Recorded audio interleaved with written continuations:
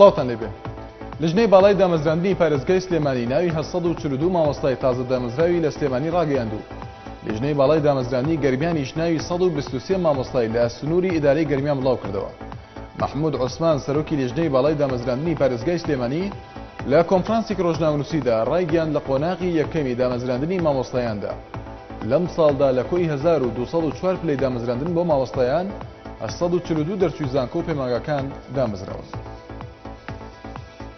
سەرچاوەیەکی پۆلیس ئامادە نەبوو هیچ لێدوانێکدا دەربارەی ئەوەی کە ئایا کچێک فرێندراوە یان نە، بەڵکو وتی لێکۆڵینەوە لە هۆکاری دیارنەمانی ئەو کچە تا ئێستا بەردەوامە. پۆلیسی کەرکووک ئاشکرای کرد کچێک کە تەمەنی 16 ساڵە ڕۆژی هەینی دیار نەماوە لە شاری دهۆک دۆزراوەتەوە و لە ئێستاشدا گەڕەندراوەتەوە لای کەسوکارەکەی.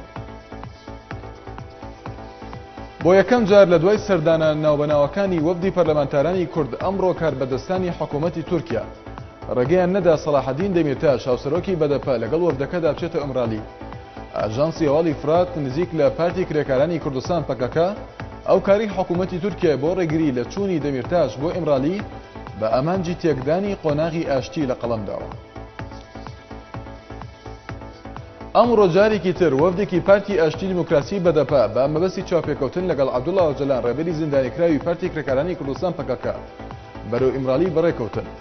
ئاژانسی فرات نیوز بڵاوی کردەوە وەفدەکەی پارتی ئاشتی دیموکراتی بەدەپە پێگاتون لە پەروین بولدان جێگیری سەرۆکی فراکسیۆنی بەدەپە و ئیدریس بالوکەن پەرلەمانتاری بەدەپە. وەزارەتی نەوتی عێراق هۆکاری کەمبوونەوەی ئاستی هەناردەکردنی نەوتی خاوی لە مانگی ئەیلولی ڕابردوودا گێڕایەوە بۆ پێشخستنی بەندەرەکانی تایبەت بە هەناردەکردن. جەختیشی کرد کە لەگەڵ بەرزبوونەوەی ئاستی بەرەمێنانی نەوتی کێڵگەی مەجنون بۆ 200,000 بەرمیل لە ڕۆژێکدا تێکڕای بەرەمێنانی نەوتی خاو لە عێراقدا ڕوو لە زیادبوون دەکاتەوە. پەرلەمانتارێکی عێراق لە سەر پارێزگای دیالە ڕایگەیان هەڵوەشاندنەوەی سزای لە سێدارەدان هێڵێکی سوورە و نابێت تێپەڕێنرێت و دەست بە ئیرادەی گەلە.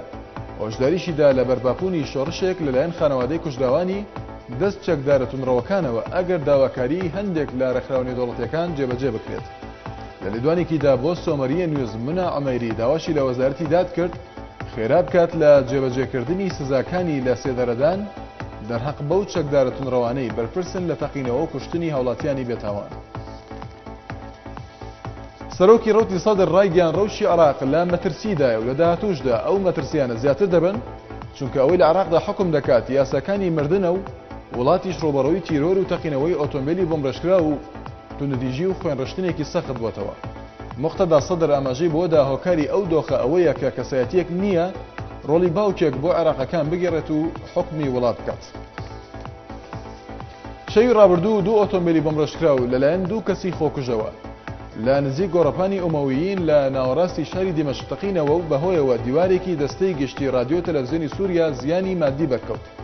ئاژانسی ڕاگەاندنی فەرمی سووریا ڕایگەیاند بڕی مادەی TNT بەکارهێنراو لە تەقینەوەکاندا بەکارهێنراوە و نزیکەی 100 کیلۆگرام بووە. وتیشی دوو تەقینەوەکە هیچ زیانێکی گیانیان بەدواوە نەبووە. شاد و بەختەوەر بن.